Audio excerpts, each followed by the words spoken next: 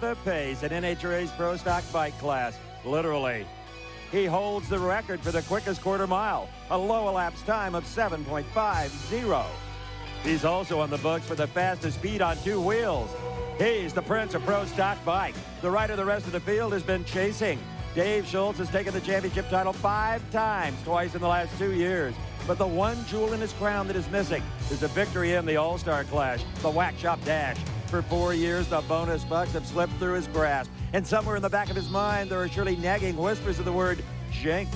Can the winningest rider of all time swap his Indy Blues for greenbacks? 7 other riders stand in his path today at the Whack Shop 5th Annual Dash.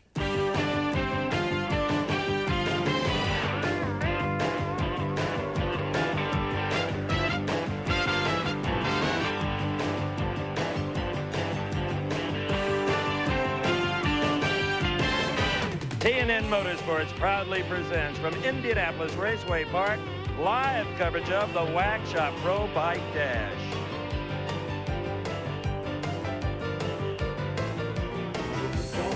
Hi everybody, I'm Steve Evans. The combatants you're going to see in this show are among the bravest and most skilled athletes in all of motorsports, and each and every one has earned his right to race today for $12,000 by scoring bonus points as to how they qualified over a full season. In fact, quickly, let's go to the Valvoline ladder and see who's going to race who.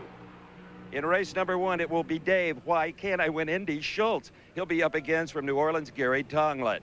Then we'll see Michael Phillips, the youngest rider in the field, up against Steve Johnson, certainly most outgoing personality in pro stock bike competition. John Myers, who has won the last 3 years, will face off with, from Miami, Hector Arana, and John Smith and Rick Ward race each other, and they are both from Minnesota.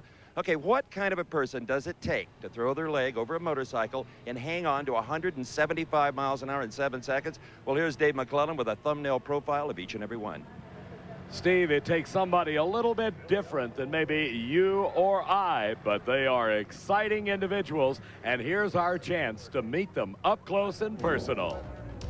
In the 8th spot comes Gary Tonglet, who edged out Paul Gass for the final qualifying position. While not a household name, the Louisiana rider is a veteran of racing bikes. I've been racing pro stock motorcycle for 20 years now. I started when I was about 18 years old, and went to pro stock 3 years later, and I've been there ever since. Hector Arana occupies position number 7 in the Whack Shop field, and the hammer has found that the pressures of racing the NHRA schedule and holding down a regular job can produce quite a strain. I work to the last minute. I have to work to the last minute, and then I take off to the races. As soon as I'm done, I have to be back at work, and there are times that I'll get home at 9 o'clock in the morning. I just drop the trailer and I go straight to work, you know. I can't take extra days off. For Rick Ward, the 6th-ranked rider, racing professionally is a dream come true. Not long ago, he was building engines for other riders, but now he uses his leathers along with his tools. I guess my major influences are Vance and Hines. You know, that's where I started out at. And just after being around it and racing, and all of a sudden I'm doing the stuff that you think a normal person can't even do, you know. You realize that you can do it. Steve Johnson's ranking in the 5th spot marks his return to the dash after a 2-year absence. Now a member of the Star Racing team, the unofficial goodwill ambassador of Pro Bike, is overjoyed to be among the front runners. I mean, I'm so flattered to just be racing in the Whack Shop Dash with all those guys, because those guys are they're the elite of pro stock motorcycles, and for me to be involved with it, I can kind of like rub against them and hang out, you know. 4th in the field is quite an accomplishment for Michael Phillips, regarded as one of the rising stars of pro stock bike. He showed his ability to win at Houston in March, and he's setting even higher goals. I wanted to finish 1, 2, or 3 in the Winston standings, and wanted to, you know, finish well into the Whack Shop. So right now we're looking well, and hopefully I can ride good enough to keep the boss happy, and hopefully this thing can go on a whole lot longer time. Another relative newcomer with race-winning potential is 3rd-ranked John Smith, whose racing resume shows extensive experience for such a young rider. I've never raced a car or anything else. You know, started right with the bikes, had the very beginning level, with bracket racing, basically a street bike that I rode during the week and raced on the weekend. And then that progressed, as the years went along, and, ended up jumping right from a bracket 1 bike into the pro stock. The second-ranked rider is John Myers, who for the last 3 years has taken home the cash from the Wax Shop Dash. Coping with that success demands poise on every run. It doesn't really put any more pressure on you. It's just like, it's qualifying is what it is. And if you just treat every round that you go down the racetrack the same, I mean, there is no pressure. You're the one, the guy in the driver's seat, he's the one that controls the pressure. Clearly in the #1 slot and the dominant performer over the last 12 months is Dave Schultz, who despite being one of the veterans, still looks to the future.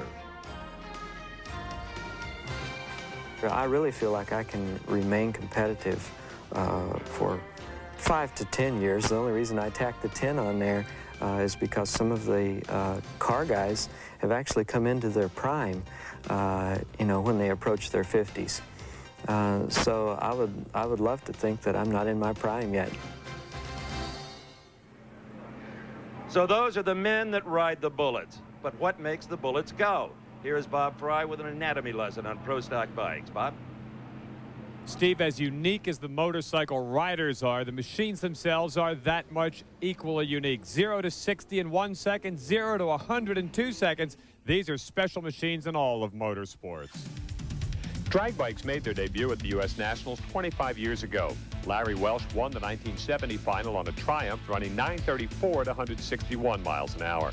Today's pro stock motorcycles feature action at over 180 miles an hour, covering the quarter mile in 7.5 seconds. Suzuki's dominate the class that is open to 1985 stock-appearing carbureted gas-burning motorcycles, which were originally produced with a 750cc or larger engine. As mentioned, these engines burn 115-octane racing gasoline and crank out 255 horsepower at 13,000 RPMs. That's all the more incredible when you take into consideration that it's being generated from engines with as little as 79 cubic inches. Using a shift light, which is illuminated at a predetermined RPM, the rider presses an air shifter button which punches the bike into the next gear of the 5-speed transmission. The 70-inch wheelbase frame is constructed from 4130 chrome moly tubing. Actually built into the frame is a backbone-style fuel cell which holds only 1 quart of fuel. Only about 2 pints are actually needed for the run. The big 10-inch rear slick is specially designed for a pro stock motorcycle and only lasts for about 8 passes. Rider control is centralized in the handlebar assembly. Here is the kill switch, front brake, clutch lever, throttle, and shifter button. All main body parts must have a stock appearance and shape. They are constructed from fiberglass or carbon fiber composite, and while increasing performance with aerodynamics, no extra air scoops or intake ducts may be added to the fairing. The final ingredient is the driver, who, outfitted in full racing leathers, boots, gloves, and helmet, must control the bike while hanging on during the 180-mile-per-hour charge for the finish. Well, you're dangerous now. You know all about the riders. You know everything there is to know about the motorcycles, thanks to Bob Fry. So get your money down. After these messages, we'll be back with race 1, round 1 of the Wax Shop Dash. TNN's exclusive live coverage of the 5th annual Wax Shop Pro Bike Dash is brought to you by All Pro Bumper to Bumper, the auto parts specialist. First round action of the Wax Shop Pro Bike Dash is coming up live next. We are live at Indianapolis Raceway Park. The Wax Shop Dash debuted here back in 1991. Let's quickly take you back 4 years and see where it all began right here. The inaugural Wax Shop Pro Bike Dash looked on paper like another Dave Schultz versus John Myers matchup in the final, as both riders were the only 2 that had scored wins in national event competition going into the Pro Bike Dash that season. In the first round, Schultz had trouble staging and fouled, handing the easy win to Steve Johnson. When I went to stage, the clutch was dragging me through, so I pushed a little bit with my feet to try to resist it, and I pushed back out of the lights. It's real pure and simple. After beating Paul Gask, Jim Bernard faced off with John Myers in the semifinals. At the green, Jim got the hole shot. John, meanwhile, slid out of the groove, and his Suzuki headed for the wall. John immediately shut off and watched Bernard go into the final. Well, we had a good leave. It went pretty straight for the first 60 feet, and then all of a sudden it just turned towards the sidewall, and I couldn't pull it out of it. It was, if I would have stayed in, it would have hit the wall. In the other semifinal round, Steve Johnson disposed of Keith Gray in a one-sided affair to set up the final matchup. With the then $5,000 paycheck on the line, Johnson got the hole shot with his Kawasaki, but Bernard came back and motored around Steve on his Suzuki with a winning time of 785 to a losing 795 in the first ever Wax Shop Pro Bike Dash.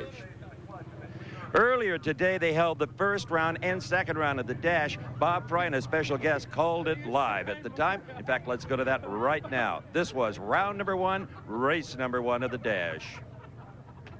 My special guest here in the booth is Ron Ayers. Ron, you ride that Mack Tool Suzuki. You rode it in the Wax Shop Pro Bike Dash for 2 years in a row, but you're spectating this year, and that probably doesn't feel real good, does it? No, it really hurts your feeling when you spectate for this. This is something that we all work for real hard all year long to try to be one of these 8 bikes out here. A lot of money up for grabs. Is there a lot of pressure on, let's say, Myers and Schultz, who are expected to do well here? Well, I think Schultz probably feels a little pressure because this is kind of like the Daytona 500 to Dale Earnhardt. He just can't win it. Well, let's go take a look at the first pair of motorcycles right now. This will be Steve Johnson and the Slick 50 bike. Now, the bikes got to qualifying here based on how they've done during the course of the year, and the recipient of probably the biggest gift over the off-season was Steve Johnson. He got together with the guys at Star Racing, and Steve didn't qualify in the top 10 last year and winds up qualifying very well. He's got the Bell Additives bike of Michael Phillips over in the other lane, the youngest guy in this field. What's Michael got to be feeling here, Ron? Well, Mike was in it last year, so he knows what it feels like, but he's excited because he didn't perform well last year, but he'll be ready today. Steve Johnson went to the finals here the first year of the Dash in 1991.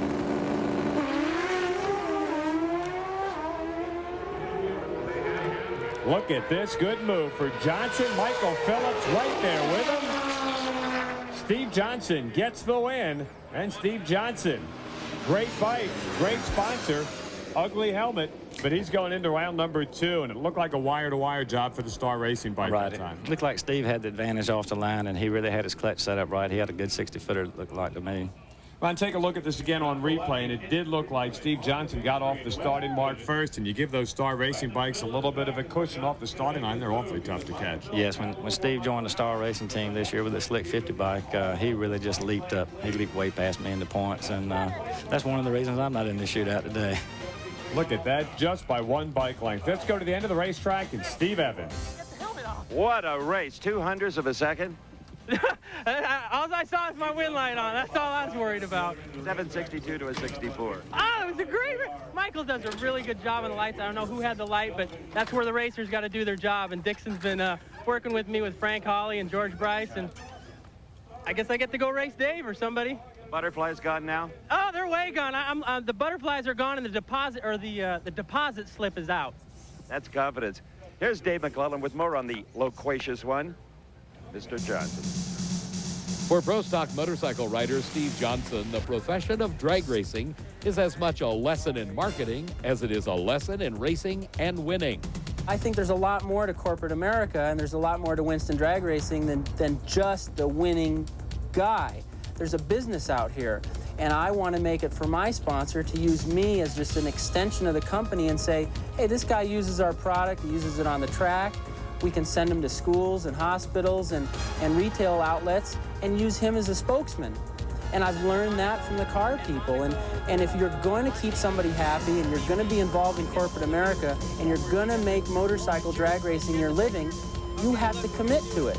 As the newest member of the Star Racing camp and teammate to John Myers, 1995 has been quite an emotional roller coaster and a year of personal fulfillment for the enterprising young rider. The biggest thing is to feel like you belong. You know, I never felt like I really belonged with everybody because I just didn't have the performance. And that's dogging myself out a little bit, but I mean, that's how you feel. And you want to run good. I mean, I wanted to win, but I wanted to be part of the fraternity. I wanted to be able to say, yeah, I'm with those fast guys. I ride a bike pretty good, and I get down the track in 7.5 seconds. That's been the biggest thrill for me. With a newfound feeling of belonging, Johnson has his career goal in clear focus.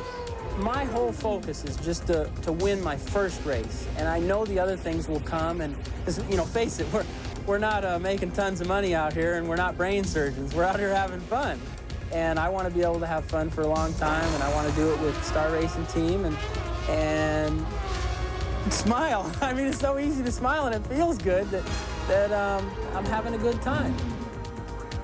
If you could hook an electrical generator up to Steve Johnson, you could borrow the Strip in Las Vegas. Stay with us, everyone. More round one action of the Wax Shop Dash coming up live from Indianapolis when we return.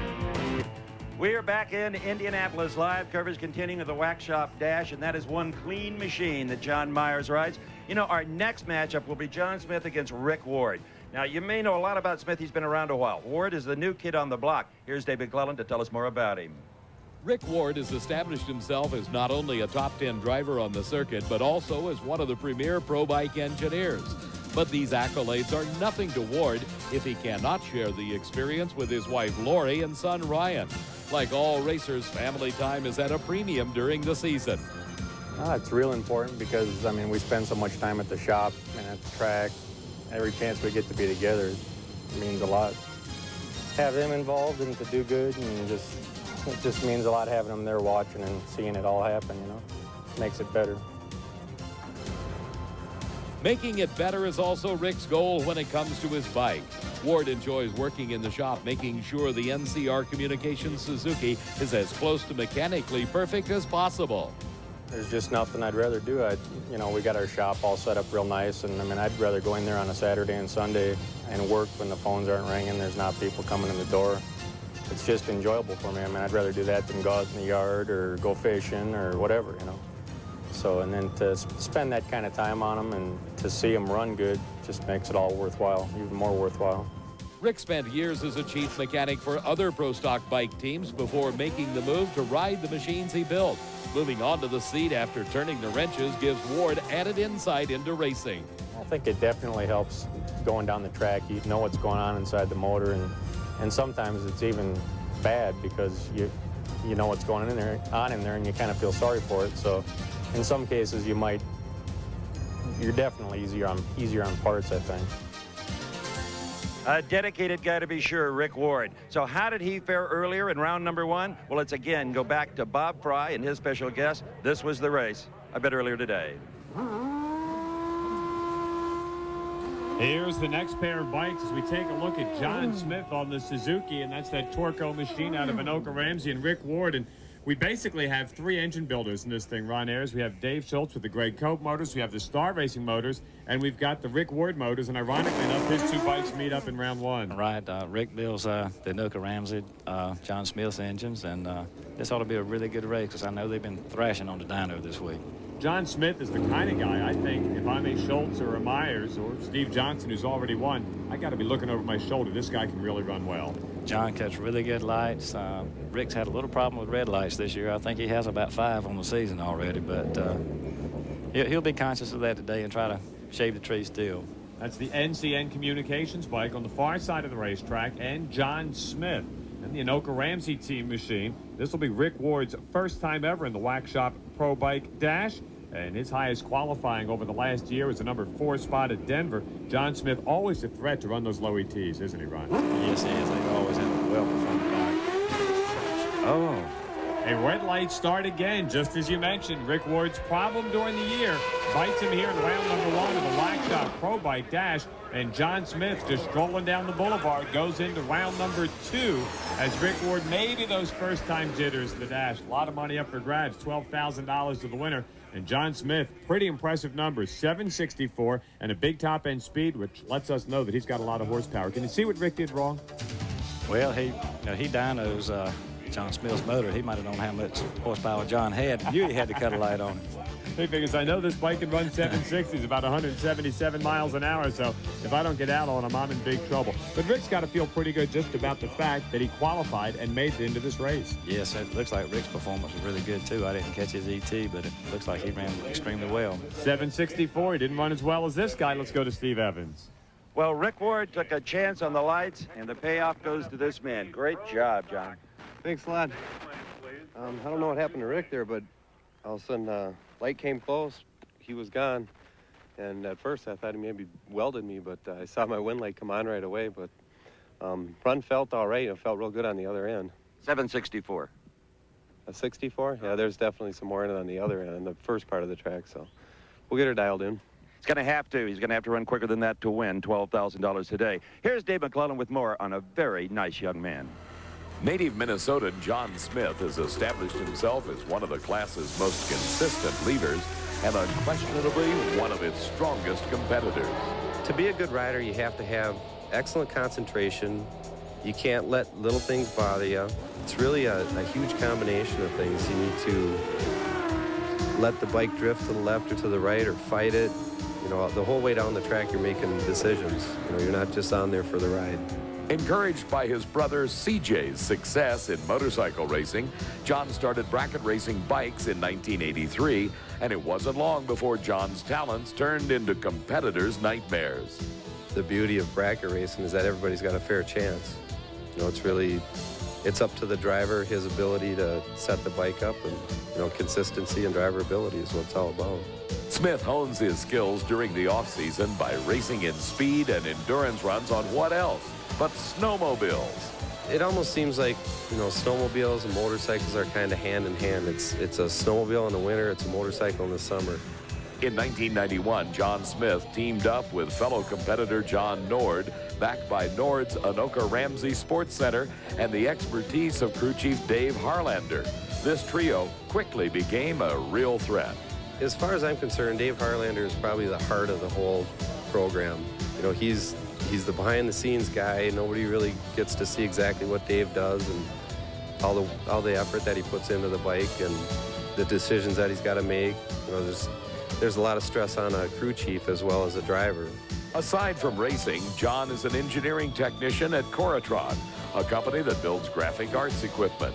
I have to go through a real thorough test procedure to verify everything is right, things are in position. These machines are accurate to within two thousandths of an inch. And drag racers can relate to that kind of number. John and his wife Kelly just celebrated their 3rd wedding anniversary this past Monday, and I wonder if she'd take the Wax Shop Dash Trophy as an anniversary gift. On a beautiful day, a huge crowd enjoying all the action of the Wax Shop Dash. And we'll have more of it when we come back live to Indianapolis Raceway Park. Quickly look back at round number 1, the race between Hector, Arana, and Myers. Here's how Bob Fry and Mr. Harris called it. Here's a look at the hammer, Hector Arana, as he gets set to fire up, and the runner out of Miami, Florida, has drawn a very tough first round assignment. John Myers just about owns this dash, Ron.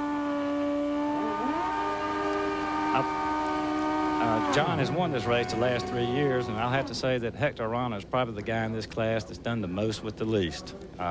Hector does have a few sponsors. Raymond Cadillac, his employer, sponsors him, and Lucas Oil. But his dollars are not that big, but Hector does a really good job with what he's got. There's a good look at him, and that was Greg Koch that just walked out of the picture. What are they doing right there as they try to move him up to the line? They're just putting it back in first gear right now. We heat the tire in 3rd gear so we can get it up to speed and get it really hot, sticky. Would it surprise you if we do not see a John Myers, Dave Schultz final here today? It would probably surprise me because right now they have the number 1 and 2 performing bikes so far this weekend, but Hector's done a lot of work since last night on his, so hopefully he found the right combination. Hector Arana, his best qualifying position over the last year, number 6 at Heartland Park, Topeka. John Myers, who 8 times this year qualified at least 3rd, 2nd, or number 1. 37 years old, averaged 764 over the last year. Let's watch.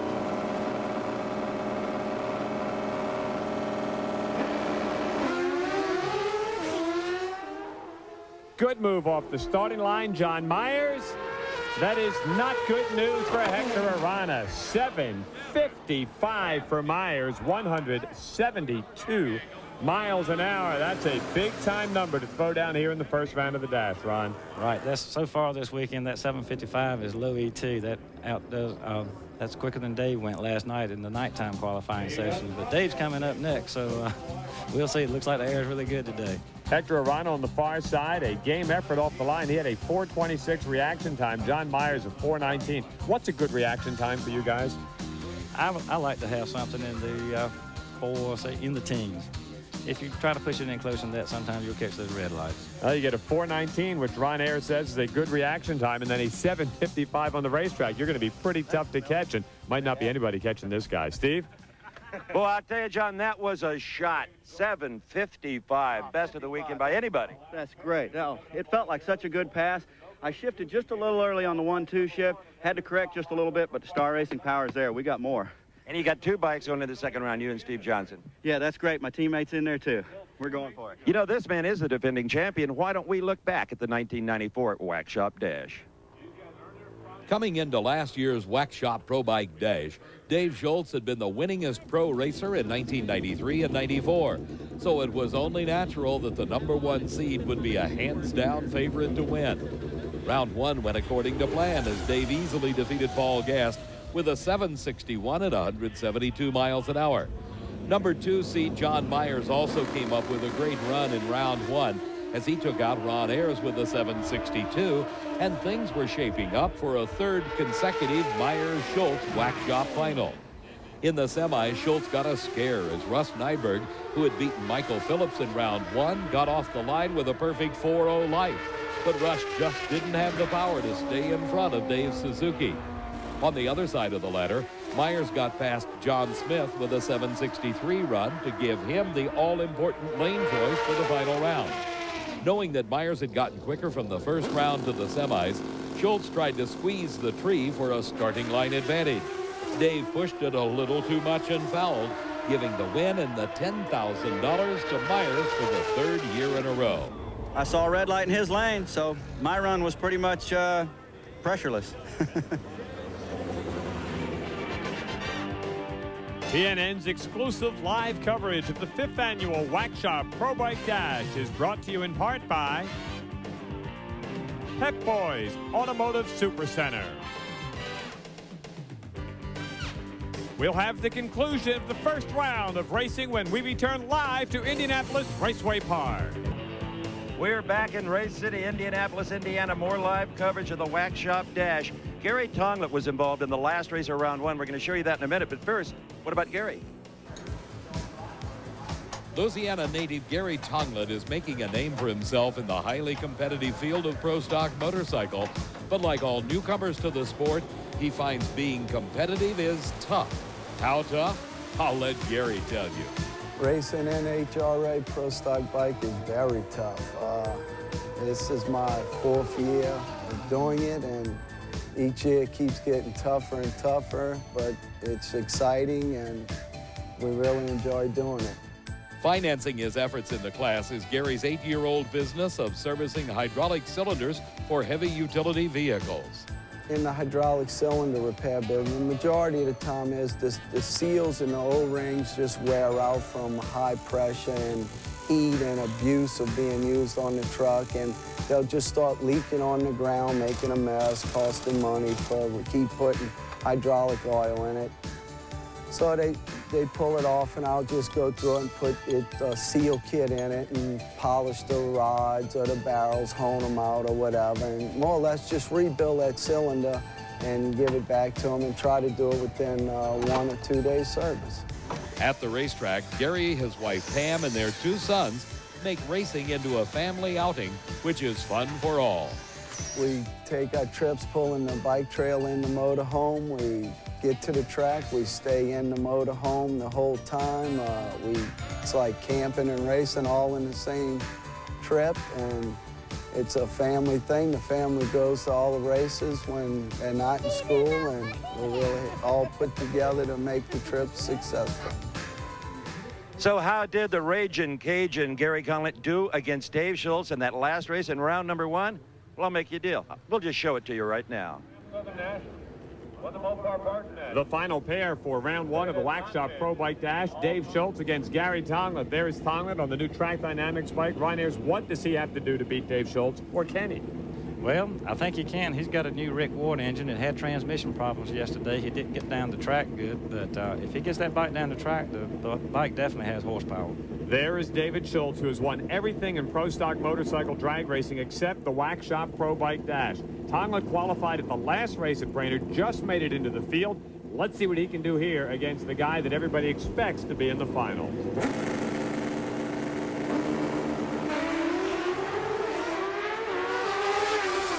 Good move, Tonglet. Schultz a little problem in the groove. Oh, and he just got by him. 7:57 for Dave Schultz. 176 miles an hour. Gary Tonglet first off the starting line, runs 7:64 at 168. Boy, you got to feel for Gary Tonglet, Ron Ayers. He runs a great 64, and he's got nothing to show for it. Yeah, I know he's really disappointed, but he knew he really was up against a major opponent when he had to run Dave Schultz first round. Schultz with that 57 had a little bit of a bounce right there. That's Dave on the near side of the racetrack. Tucks down the guy they call the consummate rider in pro stock bike, and oh, baby, was that close. Tonglet, just a bike length, and the difference, 8 miles an hour at the top end of the racetrack. Steve? Well, Dave Schultz, we thought for a moment there you might have been in trouble. He was off the mark first, and you got out of the groove a bit. Yeah, I guess I was pointed a little bit to the left, and I didn't realize it when I lined up. Greg told me on the radio later, but it was too late then. With all those problems, a 7:57 actually looks pretty good. Yeah, we think so. We softened up. We didn't know how gooey the track was going to be. Last night we hit it too hard and felt like we were taking chances. So we softened it up a lot. We probably softened up too much to go for the killer number. Nice job. Thank you. If you're keeping score, this is the way they'll line up in the semi. Steve Johnson against David Schultz. Schultz with that 57. He's got lane choice. It'll be the star bike picking the lane in his matchup with John Smith. Semifinals of the Wackshop Pro Bike Dash coming up. Live on TNN. We showed you the entire first round. Now here's the first race in the semifinals. It was Steve Johnson and Dave Schultz. A good one. Dave Schultz on the near side, Steve Johnson out of the Star Racing stable on the far side, and a little short burnout there for Dave Schultz as we take a look now at the Slick 50 rider out of Star Racing. What's he got to do to stop Dave Schultz on Ayers? Well, Steve's going to really have to cut a light, and last round he shifted a little early going into second gear, and he won't be able to do that against Dave Schultz. Dave Schultz actually lined up a little bit off center as we take a look from that helmet cam. I still think it's one of the best shots in drag racing. He lined up a little bit off center, and that almost cost him that first round race. Yes, Dave had to make a correction mid-track because he was going towards the center line. He had to straighten the bike up, and it cost him a little bit of performance the last round. Difference in lifestyles, difference in riding styles. They're off. Oh, and Steve Johnson's got big problems. David Schultz goes and takes the win at 7:55. 180 miles an hour in the shutdown area off that helmet cam. Steve Johnson was first off the starting line, ran into some mechanical problems. We'll take a look at it again on the replay. And Ron, see if we can see what happened with Steve Johnson. He had a very good, strong run. Actually, the 60-foot time was right equal with Dave. See if you can tell me what went wrong with the star bike. Well, it looks like he left the line really good. Looks like a good 60-footer. Look at that. By that time, all you're seeing is the blue bike, and that's how far behind Steve Johnson was. So Steve Johnson, who went to the finals here at this race in 1991, will not. And look, in a tuck like a skier going downhill. What a great, great riding job for Dave. Schultz is 7:55 in the final. Steve? Well, Dave Schultz not only goes to the final round, but his 7:55 matches John Meyer's best in the first round. Tell us about it. Well, we're really pleased with that because the first round conditions were considerably better than they are right now. We came out here thinking, you know, we knew we screwed up the first round, but we didn't think we could recover it in this round. And if we ran a 55, then we did our job. Everything went right. I want to see Myers do a 55 now. Well, things were calm and peaceful in the pit area of David Schultz as he gets ready for the finals. In fact, they did very minimal maintenance only to the clutch on the Sunoco Suzuki. I want to point out something to you. It's called And They Walked Away For. From start to finish, it is a highlight reel that you can't miss. Whether it floats, it flies, it rolls on wheels, you're going to see some of the most incredible action you have ever witnessed as part of the series And They Walked Away For. How do you get it? I'll tell you. You call the number on your screen right now. Add this to your home library of Diamond P Sports videos. You can't find anything any better than Steve Evans' And They Walked Away For. Our live coverage here on TNN and the Wackshop Dash continues. Neat thing about motorcycles, you don't have to have a great big trailer. But we had a great big race in the semifinals. A pair of Johns, Myers, and Smith. This is the star racing bike. There you go, two-time Winston champ, and the guy that has dominated this race, that's John Myers. And he's got John Smith, the Torco bike. That's the Rick Ward motor. Ron Ayers, I've got to ask you. Dave Schultz said, I want to see Myers run a 755. Do you think John Myers and the Star bike can do that? Well, I tell you, I talked to Ken Johnson on the Star Racing team between rounds, and he said John made a near-perfect pass last round, and I don't believe conditions are quite as good, so I'll be surprised to see him go another 755 this round. Ought to be interesting. Of course, the main thing he's concerned about is, can he beat John Smith? This is a very strong runner in qualifying. The Torco MPZ bike. The winner here gets Dave Schultz in the finals of the richest motorcycle race in the sport.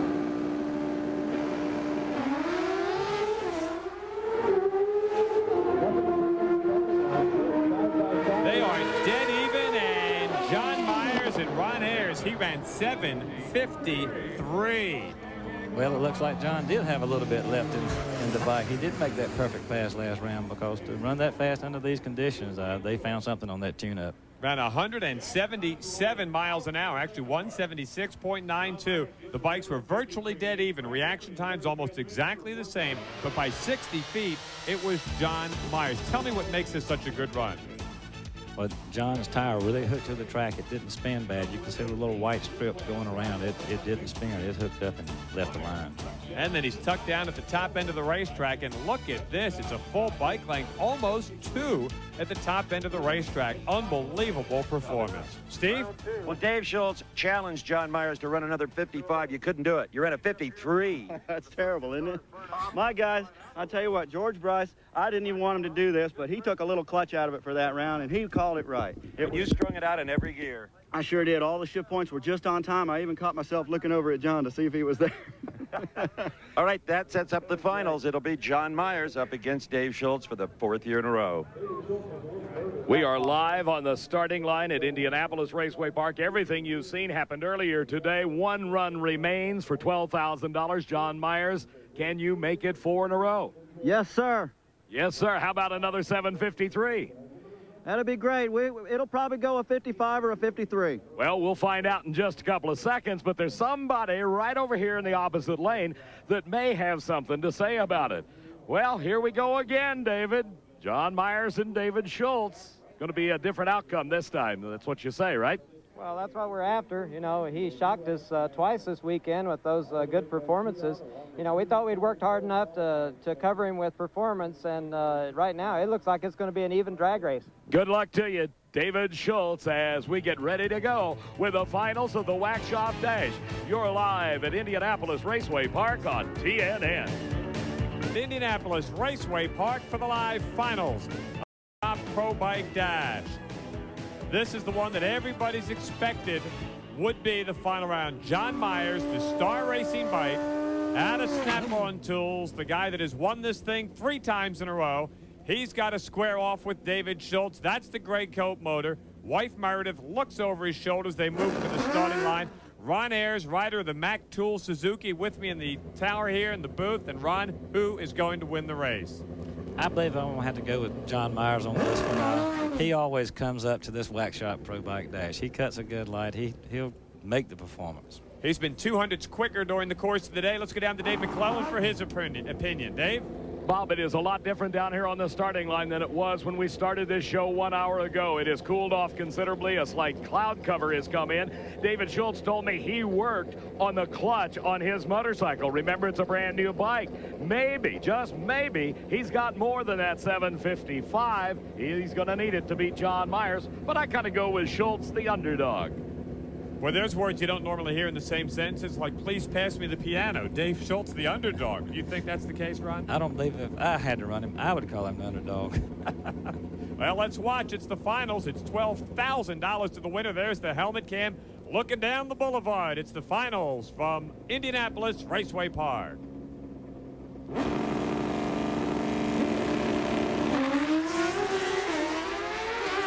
Great start, slight advantage, Schultz. They're dead even. Top end winner is John Myers. John Myers runs 7:56 at 175 miles an hour. David Schultz runs 7:60, 171 the speed, a little bit down on power. And John Myers has won this thing so many times, they might retire the trophy. Let's look at this, Ron Ayers. Tell me if you can see what made 0.04 of a second difference. Well, I tell you, it looked like Dave probably spun just a little bit. He cut a good light. He had a 100th on John out of the hole, but before they got to the 8th mile mark, John had a 100th on him.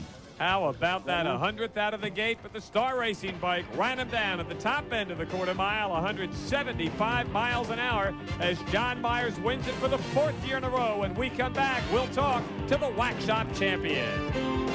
TNN's exclusive live coverage of the 5th annual Pro Bike Dash has been brought to you by Valvoline. People who know use Valvoline. And by Beechwood Age Budweiser, the king of beers. This Bud's for you.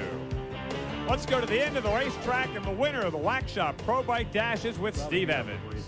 And here is that dashing young man, John Myers. He had you off the line, but just a little bit.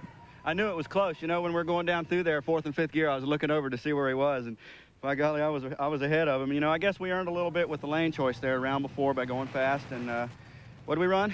7:56. Fell off a little bit from your prediction. 56. That's good. That's good. You know, I predicted a 53 to a 55, but my team, here they come, making all the noise. Star Racing and the Wax Shop, Jess Winters, these guys for putting this race on. Congratulations, John. My thanks to all of them. Thank you. Dave Schultz. Here is a disappointed guy, America, as you might imagine. What is it about this thing? It's like Earnhardt and Daytona, Ron Ayers said. I have no idea. It's one of those deals, you know, we worked hard for this. We worked hard all year. We were the #1 seed coming into the dash. Somehow, John Myers always figures a way to steal it away from me. I was afraid you might red light trying to it on the starting line, but you didn't. I wasn't afraid I was going to red light, you know, but I knew that it was going to be a good, close, even race. You can't go up there afraid you're going to red light. There's always next year. Bob Fry? Interesting turn of a phrase that John Myers always finds a way to steal it. Well, he's found a way to steal it 4 years in a row. And in 1991, that James Bernard was also running a Star motorcycle. So it's been a total dominations in the Wax Shop Pro Bike Dash for the Star Racing team in general, John Myers in particular. And a little tip of the cap from this capacity crowd to the Star Racing team and John Myers. And there's George Bryce just off to the left, his wife Jackie over the left shoulder of John Myers. There's Jess Winters of the Wax Shop. Everybody gets to come down and hug a little bit. So we hope you've enjoyed it. It's been a great day of drag racing. My thanks to Ron Ayers, the Mack Tool Suzuki rider. Let's take a look back at the 1995 Wax Shop Pro Bike Dash.